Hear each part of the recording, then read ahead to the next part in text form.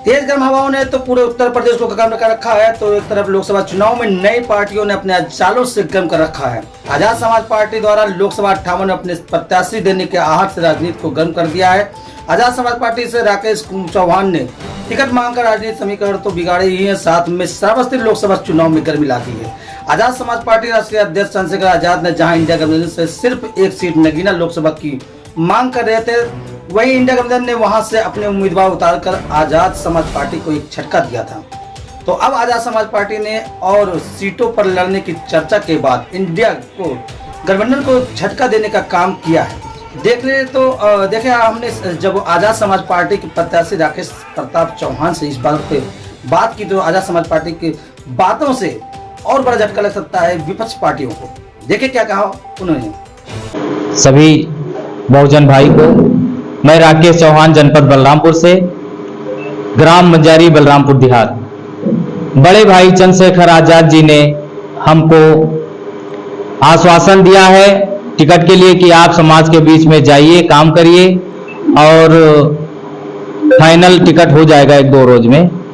हम लोग तैयारी कर रहे हैं, हमारे पास बैकग्राउंड है, हम लोग क्षेत्र में काम भी कर रहे हैं। भीम आर्मी आजाद समाज पार्टी मिलके काम कर रही है, किसानों के, बेरोजगारों के, सबके लिए, नौजवान के लिए, सबके लिए काम कर रही है। और मेरे जो चौहान भाई हैं, यहाँ लगभग 1.5 से 2 लाख चौहान हैं। सभी चौहान ने कहा है कि आप टिकट भाई से लेके आइए और हम फुल तैयारी के साथ में आपके साथ हैं। बड़े भाई चंद्रशेखर आजाद जी हमारे राष्ट्रीय अध्यक्ष हैं, उन्होंने आश्वासन दिया है कि चौहान जी आप लड़िए, मैं आपका फुल सपोर्ट और साथ देता हूं। चुनाव में आएंगे, प्रचार करेंगे और जो है सब किसान, और सबसे मेन चीज है कि हम यहाँ के मूल निवासी हैं, स्थानीय हैं, जनपद बलरामपुर के हैं, ग्राम सभा बलरामपुर देहात के रहने वाले हैं। आजाद समाज पार्टी जो है राष्ट्रीय अध्यक्ष, कई पार्टियों से उन्होंने कहा था कि हमको नगीना में समर्थन दीजिए और हमको वहां पर एक सीट से मांग की थी, लेकिन उसको भी न सपा ने न इंडिया गठबंधन ने उनको समर्थन नहीं दिया और उनके विरोध में, उनके अपोजिट उन्होंने अपना एक कैंडिडेट उतार दिया। इस पर क्या कहेंगे आप? इस पर हम कहेंगे कि हमारे बहुजन के नायक चंद्रशेखर आजाद जी को सभी लोकसभा जो है सभी पार्टियां ने उनको समर्थन नहीं दिया। ये बहुत दुर्भाग्य वाली बात है। बहुजन के 85% वोट रहते हुए भी भाई को ये लोग नहीं लिए गठबंधन में। इसलिए आजाद समाज पार्टी हर सीट पे लड़ रही है और खास करके श्रावस्ती लोकसभा से भाई चंद्रशेखर आजाद जी ने हमको आश्वासन दिया है टिकट के लिए, पूरा फाइनली 1-2 रोज में हो जाएगा। लोकसभा श्रावस्ती 58 का अभी तक जो देखा जाए तो दो जनपदों को जोड़कर बनाया गया है। इससे बलरामपुर जो जनपद हमारा है वो विकास से अछूता है और उसमें कई ऐसे कार्य हैं जो अभी तक नहीं किए गए, जिसकी वजह से एक बलरामपुर सिमटता रहा है, एक ही जगह स्थिर हो गया है। जैसे आपका जखानवी रेलवे स्टेशन क्रॉसिंग हो गया, ओवरब्रिज की मामला ले लिया जाए, वहां से जो काफी वहां पर भीड़ रहता है, लोग परेशान रहते हैं, गाड़ियां आती जाती रहती है लगातार, लेकिन फिर भी कई वोट बैंक की राजनीति की वजह से ये ओवरब्रिज नहीं बन पा रहा है। आप किस तरीके देखते हैं इसको, क्या कहेंगे इसके ऊपर? जैसे हमारे यहाँ प्रत्याशी जो भी आते हैं वो बाहरी आते हैं, वो मूल निवासी या अपने बलरामपुर जनपद श्रावस्ती के समस्या को नहीं देखते, वो बिजनेस करते हैं, बिजनेस करके चले जाते हैं। यहाँ क्या समस्या है, क्या प्रॉब्लम है, क्षेत्रीय जो लड़ेगा, जो यहाँ का मूल निवासी होगा, अपने जनपद का होगा, वो देखेगा समस्या पूरा जनता जनार्दन का। और ये लोग बाहरी हुए, बिजनेस करते हैं, चले जाते हैं, इनसे कोई मतलब नहीं है समाज का, ना ये समाज के लिए हैं ना रहेंगे। इनका खाली मेन मुद्दा है वोट लियो और लेके चले गए, बस इतना ही इनका मुद्दा है। कि जब अपने क्षेत्र का कोई अपने बलरामपुर का होगा तो बीचों बीच में होगा, जो पचपेड़वा से आएगा वो लगभग 85 किलोमीटर चल के आएगा, पता चलेगा सांसद जी है नहीं, चले गए कहीं, तो वो फिर परेशान हो जाता है। तो हम ये कहना चाहते हैं कि मूल निवासी जो अपने बलरामपुर जनपद के हैं हम राकेश चौहान। ये हमारा बीच में पड़ता है घर, बिजलीपुर के पास पड़ता है ग्राम सभा बलरामपुर देहात है, और बीचों बीच में है सबसे मेन है जो जनता जनार्दन है वो हमारे साथ है। और आप लोगों से मेरा निवेदन है कि ये जो है दूरी बहुत है, वहां जनता पहुंच नहीं पाती है। कितना फर्क कर पाएगी इस बार लोकसभा चुनाव को श्रावस्ती में, कितना फर्क डाल पाएगी आने वाले चुनाव में, क्योंकि समय कम है? कितनी तैयारियां आपकी है? क्या आप इसके बाद तैयारी करते हैं या पहले से आपने जो तैयारी की है, या आपने जो आपने आंदोलन किए हैं, आप जो लोगों के लिए खड़े हुए हैं, पीड़ितों के पक्ष में आप गए हैं, जहां भी कोई पीड़ित पक्ष के पीड़ित हुआ है, उसको क्या किस जगह लोगों को भी जाके भुनाएंगे? क्या आप भुना पाएंगे उसको? जी भुना पाएंगे। हम आजाद समाज पार्टी के जितना कार्यकर्ता हैं, भीम आर्मी के कार्यकर्ता हैं, सब लोग क्षेत्र में काम करते हैं, समाज के बीच में जाते हैं, आंदोलन करते हैं, समाज की समस्या को देखते हुए हम लोग काम करते हैं। और हमारे साथ में पूरा बहुजन है, 85% है, पूरा मूल निवासी है, क्षेत्र में हम लोग काम भी करते हैं और बहुत सारे लोग सब साथ में हैं। मैं बात करूंगा मैसेज लालजी लहरी जी हैं, जिनको आज पूरा जनपद क्या, पूरा मंडल क्या, पूरा प्रदेश जानता है। इनका आंदोलन इन्होंने देखा है लोगों ने, इन्होंने जिस तरीके से लोगों के न्याय के लिए लड़े हैं, इन्होंने न्याय दिलाई है लोगों को, उनके बीच भी हमारे साथ मौजूद है और उनके साथ कंधे से कंधा मिलाकर मजबूती से लड़ने के लिए तैयारी कर रहे हैं। लेकिन अब आने वाला वही समय है, फिर वही बात होगी कि किस तरीके से जनता किसकी तरफ जाती है, क्या ये कितना ये प्रभाव डाल पाते हैं इस पर, यहाँ के वोटरों पर, जिससे कि अगर देखा जाए इंडिया गठबंधन भी अगर जो चुनाव लड़ रहा है उसके लिए अच्छा नहीं होगा अगर लोकसभा चुनाव में अगर आजाद समाज पार्टी आती है, क्योंकि ये मूल निवासियों की बात करती है। तो इस पर भी हम कुछ चर्चा करना चाहेंगे आज लालजी लहरी जी से कि किस तरीके से वो देखते हैं इस चुनाव को लेकर। बताएं। धन्यवाद आपका, नमस्कार। मैं सबसे पहले आपकी टीम को बहुत बहुत धन्यवाद देता हूं कि आप आए, और मैं आपके चैनल के माध्यम से ही कहना चाहूंगी जो भीम आर्मी आजाद समाज पार्टी है, ये जनता की लड़ाई लड़ती है, गरीब है, शोषित है, मजलूम है, पीड़ित है, किसान है, महिलाएं, व्यापारी हैं, मतलब जो भी दबे कुचले लोग हैं उनकी लड़ाई लड़ने का काम करती है। और ऐसा नहीं कि हम चुनाव के समय से पा गए हैं। आप देख रहे हैं कि भीम आर्मी आज हमारा एक विधायक एक सांसद नहीं है, लेकिन आज हम विपक्ष का काम कर रहे हैं पूरे देश में, बलरामपुर नहीं पूरे भारत में किसी भी प्रदेश में जाइए हम काम करते हैं। और हमारा वही एजेंडा है, वही मुद्दा है कि जब हम कुछ नहीं है तो हम आपके लिए लड़ते हैं, शासन से, प्रशासन से, लोगों से, और आपके आवाज को उठाने का काम करते हैं। अगर आप लोगों ने हमें लोकसभा से श्रावस्ती से अपना जो बहुमूल्य कीमती वोट अगर आजाद समाज पार्टी भीम आर्मी को आप करेंगे तो जरूर हम मजबूत होंगे। और मजबूती को आज हम सड़कों पे लड़ रहे हैं वो हम सदन में उठाने का काम करेंगे। जैसे आप लोग जाने अभी नगीना लोकसभा से लगभग भीम आर्मी और भाजपा के बीच में लड़ाई है वहां, और जो फीडबैक आ रहा है कि चंद्रशेखर भाई चुनाव दी जाए तो हमारा भाई सांसद में जाएगा, और लोकसभा से अगर लोग अपना आशीर्वाद वोट देके भेजते हैं तो हम लोग भी वहां अपनी क्षेत्र की जो समस्या उठाने का काम करेंगे। आप आजाद समाज पार्टी को अच्छी तरह जानते हैं, आप उस पर जुड़े हुए हैं। लोकसभा चुनाव में उन्होंने सिर्फ एक सीट की मांग की थी जी, प्रेजेंट टाइम में एक सीट की मांग की थी उस समय जब ये इंडिया गठबंधन बनना था। लेकिन क्या ऐसा हुआ कि उन्होंने लेने से मना कर दिया? उन्होंने क्या देखा, सपा हो गई या गठबंधन टीम हो गई, उन्होंने क्या देखा कि उनको लेने से मना कर दिया? जैसे सबसे पहले तो मैं आपको बता दूं चैनल के माध्यम से कि हम एक सीट मांग नहीं रहे थे, हम सिर्फ एक सीट पे तैयारी कर रहे थे चुनाव लड़ने के लिए, क्योंकि अभी हमारी पार्टी 2-3 साल पुरानी है। तो बड़े भाई चंद्रशेखर जी ने फैसला लिया कि हम एक सीट पे लड़ेंगे, मजबूती के साथ लड़ेंगे, क्योंकि 22 में और फिर हमने तमाम प्रदेश चुनाव लड़ा, उसका रिजल्ट आया, अच्छा रिजल्ट रहा। कहीं हम 2 नंबर पे रह गए, 3 नंबर पे आए। तो नगीना लोकसभा से हम लोग तैयारी किए, और जो गठबंधन की जो बातें चल रही थी, तो सबसे पहले मैं आपको क्लियर कर देता हूं कि जो इंडिया गठबंधन का जो पीडीए एक है, आप पीडीए कर रहे हैं, तो समाजवादी पार्टी के नेता आदरणीय अखिलेश यादव जी, तो उस पीडीए में हमको ना तो पिछड़ा नजर आता है कहीं, और ना तो दलित, ना तो अल्पसंख्यक। वो भी एक मोदी जी की तरह झुंझुना है, जैसे 15 लाख वाला झुंझुना आया था, कि 15 लाख आएगा, खाता खुलवाएंगे लोगों में। ऐसे इनका अखिलेश का पीडीए है, क्योंकि उसमें हम देख रहे हैं, आप कहते हैं पिछड़ा, पी माने पिछड़ा, डी माने दलित और ए माने अल्पसंख्यक। मैं जानना चाहता हूं आपके माध्यम से, मेरा वो सवाल भी है कि उसमें दलित कहाँ है?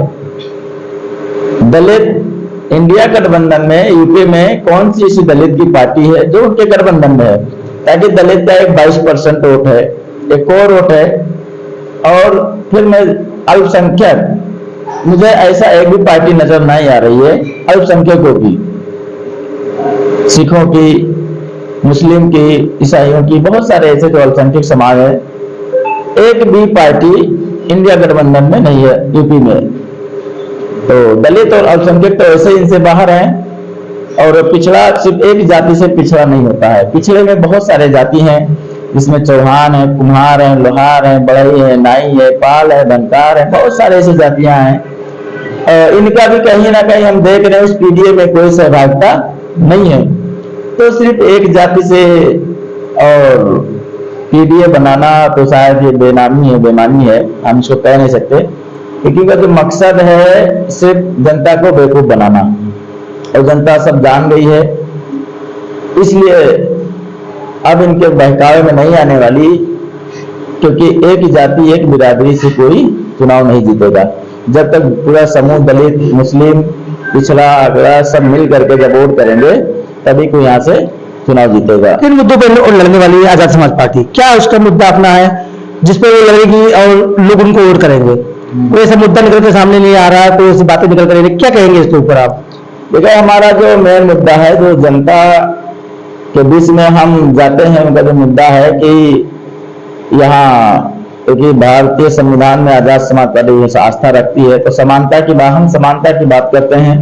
हमारा मुद्दा यहाँ जो बहुत पिछड़ा जिला हुआ है, और यहाँ के जो सांसद जो भी कई बार कह भी चुके हैं और तमाम लोग कहते हैं, तो पिछड़ा इसलिए जिला है कि यहाँ कभी बलरामपुर का व्यक्ति आया नहीं चुनाव में, चाहे वो सांसद भी घुसर रहे हों, चाहे मुनगंकार हो, या तमाम लोग ऐसे तमाम सांसद बने, एक विनय पांडे जी को छोड़ करके रामचंद्र वर्मा हो। तो इन लोग जब बलरामपुर के होंगे तभी इनकी समस्या दिखेगी। ये तो सिर्फ प्रवास पे रहते हैं। और हमारा जो मुद्दा है, मेन चीज है कि यहाँ जो बेरोजगारी का एक बहुत बड़ा समस्या है, और आज खासकर युवाओं के लिए। और हमारा तराई बिल रही है, बाढ़ का क्षेत्र है, और बलरामपुर में जो मुद्दा है हमारा, यहाँ जो जाम लग जाता है, यहाँ एक ओवर ब्रिज की भी आवश्यकता है। और मेन जो यहाँ शिक्षा और स्वास्थ्य और आम जनमानस की सुरक्षा के लिए हमारा जो मुद्दा है वो हम जाके बताते हैं कि हम शिक्षा के क्षेत्र में काम करेंगे, और जो गरीब है, जो मजलूम है, जो समानता है, उनको हम सुरक्षा का भी, क्योंकि हम है नहीं तब भी हम लोग सुरक्षा की व्यवस्था कर रहे हैं। एक भीम आर्मी एक ऐसी आर्मी है कि जो गरीब मजलूम के लिए एक सेना बनकर, उनके कवच बनकर खड़ी रहती है। और इसलिए हमारा मुद्दा है कि हम शिक्षा, सुरक्षा और स्वास्थ्य पे काम करेंगे, और जनता को बीच में एक समानता लाने की प्रयास किया जाएगा। इस लोकसभा में श्रावस्ती 58 में कितना फर्क डाल पाएंगे? जो कैंडिडेट मजबूत हैं, सबके पास पैसा है, लोगों के पास ताकत है, लोग समृद्ध हैं, लेकिन एक आजाद समाज पार्टी जिसे राकेश चौहान जी को आपने उतारा है, मैदान में लाए हैं, ये कैसे उनके मुकाबला कर पाएंगे? हमको तो लगता है कैसे मुकाबला कर पाएंगे वो? देखिए, यहाँ हम मान रहे हैं कि चुनाव बहुत महंगा हो गया है और पैसे वाले लोग हैं, तो लेकिन इस जनता के बीच में मैं जाता हूं तो हर एक गांव में सिर्फ 4-6 लोग पैसे वाले होते हैं, बाकी 80-90% सब गरीब समुदाय के लोग हैं। तो मैं कहना चाहूंगा कि वोट हमारा और राज तुम्हारा नहीं चलेगा। अगर ये वोट पैसे से खरीदी जाती तो हम उसमें असफल हो जाएंगे, लेकिन अगर ये वोट अपने जो गरीब जनता हमको वोट देगी, जो हमारे जिनके साथ में हम खड़े हुए हैं, और अगर ये गरीबों की पार्टी है, गरीब अगर वोट देते हैं, तो हम इन पैसे वालों को मुंहतोड़ जवाब दे सकते हैं। क्योंकि मानवर साहब ने कहा था कि अब राजा का लड़का राजा नहीं बनेगा, तो इस अब गरीब का लड़का, किसान का बेटा राजा बनेगा, क्योंकि ये वोट ऐसी पावर है जो जिसको मिल जाएगा, चाहे गरीब हो, चाहे किसान हो, चाहे राजा हो, चाहे जो हो, जिसको जनता वोट करेगी और वही जीतेगा। और फर्क डालने की बात है तो आजाद समाज पार्टी भीम आर्मी मजबूती से चुनाव लड़ेगी। जिस प्रकार चुनाव लड़ा जाता है और हम जितने भी हमारे संसाधन हैं, क्योंकि हमारे कार्यकर्ता बहुत हैं, हमारे कार्यकर्ता कम से कम 4-5 हजार कार्यकर्ता हैं। और इस लोकसभा का ऐसा कोई ब्लॉक नहीं, ऐसा कोई ग्राम नहीं, ऐसा कोई बूथ नहीं है जहां हमारे कार्यकर्ता ना हो और हम उनकी लड़ाई लड़ते हैं। तो हमारे कार्यकर्ताओं के दम पर हम लड़ाई लड़ रहे हैं। और फर्क क्या, अगर जनता चाह लेगी, जहाँ चाह वहीं राह है, वो चाहेगी तो बाहरियों को खदेड़ देगी और हमको अपनाएगी, अगर हम तो अपनाएगी तो फिर हम उनके सेवा में हाजिर रहेंगे। आपके आने से तो ये भी माहौल बन रहा है कि लोग कहेंगे कि तो वोट काट लेंगे, इस पर क्या कहेंगे कि इससे वोट काटने से भाजपा इंडिया गठबंधन को नुकसान होगा और भाजपा मजबूत होगी, इस पर आप कुछ कह सकते हैं? कैसे इस पर डिपेंड करेगा? वोट काटने की बात है तो ये लोकतंत्र है, और इस लोकतंत्र में सबको अधिकार है। अगर हमारी पार्टी बनी है, आजाद समाज पार्टी है, और हम पार्टी बना के सिर्फ घरों में बैठे रहे, चुनाव ना लड़े, तो फिर मेरा पार्टी बनाने का कोई मतलब नहीं। और रही बात इंडिया गठबंधन में, तो इंडिया गठबंधन में तो पहले बता चुका, उसमें दलित है नहीं कहीं, जिसका 22% वोट है, और एक बहुत बड़ी संख्या में मुस्लिम समाज रहता है यहाँ पर, लगभग 15 से 18% उसका भी वोट है, और यहाँ तो शायद 35-40% के करीब है। लेकिन इस इंडिया गठबंधन में दलित मुस्लिम नहीं है, एक 40% के करीब, आधी आबादी के करीब, तो वो कैसे इंडिया गठबंधन का नुकसान हो? तो वैसे ही अब प्रत्याशी मजबूत है, पैसे वाला है। एक मुद्दा और भी सबसे बड़ा है, जनता के बीच जाता है कि मूल निवासी और अल्पसंख्यक हो गया, लेकिन एक मुद्दा ये आता है बहुसंख्यक और अल्पसंख्यक हो जाता है, जिसमें अल्पसंख्यक नहीं समझ पाता, कहता है कि ये बाद में ये बहुसंख्यक भी हो जाते हैं। कैसे वो अपने आप पे विश्वास करेंगे अल्पसंख्यक कि आजाद समाज पार्टी भाजपा से हाथ नहीं मिलेगी, किसी पार्टी से हाथ नहीं मिलेगी? कैसे लोग विश्वास करें इस पे? क्योंकि आप अच्छा, ये एक और एक बात है जो जनता जानना चाहेगी कि जब आप अभी चुनाव नहीं लड़ रहे थे, पार्टी आपने नहीं बनाया था, उससे पहले कि क्या आप सभी पीड़ितों के पक्ष में जाते थे, उनके लिए धरना देते थे या उनके लिए खड़े होते थे? क्या अल्पसंख्यक के लिए भी आप लोग गए हैं कहीं? बहुत अच्छा सवाल किया। सबसे पहले तो बता देना चाहता हूँ कि भीम आर्मी आजाद समाज पार्टी कभी जाति और धर्म की राजनीति नहीं करती है। किसी भी जाति की महिला हो, चाहे दलित हो, अल्पसंख्यक हो या सर्व समाज की हो, सामान्य वर्ग की हो, अगर उस महिला, उस लड़की के साथ कहीं भी किसी भी जिले में अगर अत्याचार होता है, अन्याय होता है, और तो भीम आर्मी सबसे पहले अपना डंडा झंडा लेकर खड़ी होती है। और अल्पसंख्यक की बात हो, आप जान लीजिए, चाहे CA/NRC के मुद्दे पे हो, CA/NRC के मुद्दे पे सबसे पहले बड़े भाई डॉक्टर चंद्रशेखर आजाद जी जामा मस्जिद पे संविधान की किताबें लेकर गए, और मैं लंकेश लाल जी लड़ी, जब CA/NRC का मुद्दा लगा तो ये जामा मस्जिद जो क्या नाम है, बड़ा ईदगाह है, उसमें सबसे पहले जो टेंट लगा, उस टेंट पे हम वहां गए और हमारी भीम आर्मी की टीम गई, और हमने भी कम से कम 2 से 3 दिन यहाँ पर प्रदर्शन किया। तो ये अल्पसंख्यकों के मामले में किसी भी, चाहे पिछड़ा हो, चाहे जो किसी के साथ 69,000 शिक्षक भर्ती घोटाला कोई देख लीजिए आप अभी, और जैसे यहाँ लखीमपुर में किसानों की लड़ाई लड़ी गई हो, एक क्या नाम है, टोनी कोई विधायक मिश्रा थे, किसानों को रौंदते हुए चले गए, और उस मुद्दे को लेकर के हमने DM आवास को भेजने का काम किया। 69,000 भर्ती में बड़े भाई डॉक्टर चंद्रशेखर आजाद जी के साथ, उस 69,000 में इको गार्डन लखनऊ में चौहान जी भी हमारे साथ में ही थे।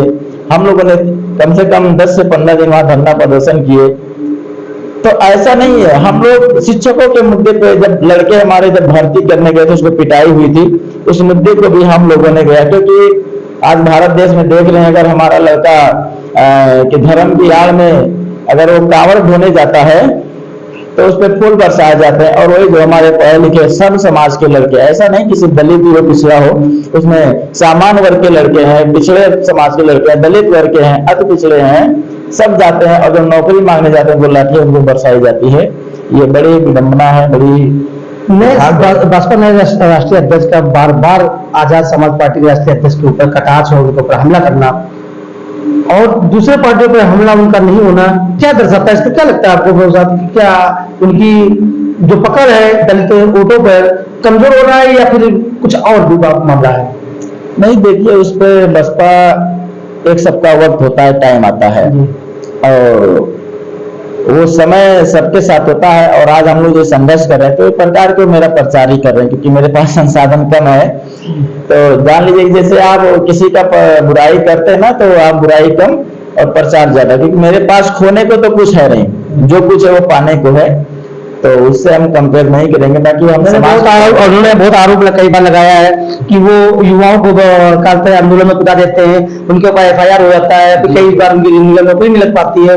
देखिए, वो जो आरोप तो सबके ऊपर आरोप लगाना आसान है, लेकिन उसको साबित करना बड़ी। आज सबसे अगर कोई भी व्यक्ति घूम रहा है तो वो युवा है। उसको ये नहीं पता है कि हमारा भविष्य क्या है। और जो हम पे भीम आर्मी पे आरोप लगाया जाता है कि हम युवाओं को बरगला रहे हैं, ऐसा कुछ नहीं है। ये युवा जो अपने समाज के लिए, अपने कौम के लिए, अपने देश के लिए जब कोई अत्याचार अन्याय करता है और उसके खिलाफ अगर आवाज उठाना, किसी को लगता है कि हम बरगला दिए, जिनका जमीर जिंदा होता है वो खुद ब खुद संघर्ष के लिए निकल पड़ते हैं। अगर वो नहीं खड़े होते तो आज मानवर कांशीराम साहब, दीना बाना वाल्मीकि जी, डॉक्टर कलाम और बाबू सिंह कुशवाहा, ललित सिंह यादव, इस तमाम लोगों ने एक आंदोलन किया। और आंदोलन में उनके जब आगे निकले, क्योंकि मानवर साहब ने कहा था मैं अकेला ही चला था जानवे मंदिर, मगर लोग आते गए, कारवा बंद। ऐसे चंद्रशेखर भाई निकले और वो हम युवाओं के आदर्श है, हिम्मत है। और वो हमसे ऐसा नहीं कि उन्होंने, हम जो भी काम करते हैं संवैधानिक दायरे में रह के करते हैं, और उनमें संविधान इजाजत देता है धरना प्रदर्शन करने की। और युवा वर्ग जो खास करके भीम आर्मी आजाद समाज पार्टी के साथ हो, किसी भी जाति का हो, किसी भी धर्म का हो। तो ये लंकेश लहरी जी हैं जिन्होंने अपनी बात बेबाकी के साथ रखी है। और राकेश जो चौहान जी हैं जो इस बार आजाद समाज पार्टी से लड़ेंगे। अब आने वाला समय बताएगा कि किस तरह की मजबूती के साथ लोकसभा चुनाव श्रावस्ती का जो होने वाला है उस पर किस तरीके से लड़ते हैं। वह आपको बता दें कि इन्होंने दावा किया है कि 5,000 से 10,000 हमारे पास कार्यकर्ता हैं जो जमीनी स्तर से लड़ते आ रहे हैं, पीड़ितों के पक्ष में आवाज उठा रहे हैं। और हमारी एक बड़ी टीम हमारे साथ है जो हमारे साथ लड़ेगी। अब ये देखना होगा कि ये किसको फायदा होता है, किसे नुकसान होता है, कि इस बार जो लड़ाई है ये पार्टी की टक्कर है। और कहीं न कहीं आपको बता दें कि ये आजाद समाज पार्टी कमजोर नहीं है। यहाँ पर जो लड़ने के लिए जिस तरीके से इन्होंने अपना तरीका अपनाया है, और एक जमीन से, और एक बात और बता दें, भाजपा जिस तरीके से नीचे की तरफ जा रही है, इससे कहीं ना कहीं आजाद समाज पार्टी को बहुत ज्यादा फायदा होने वाला है। अब आने वाले समय लोकसभा चुनाव के बाद ही बताया चलेगा कि इनको कितना फायदा होता है, कितना नुकसान होता है। विपक्ष में फायदा होता है या विपक्ष में नुकसान होता है, या पार्टी को या सरकार को एक बार फिर से फायदा होगा। आप देखते रहे BLP 24 न्यूज।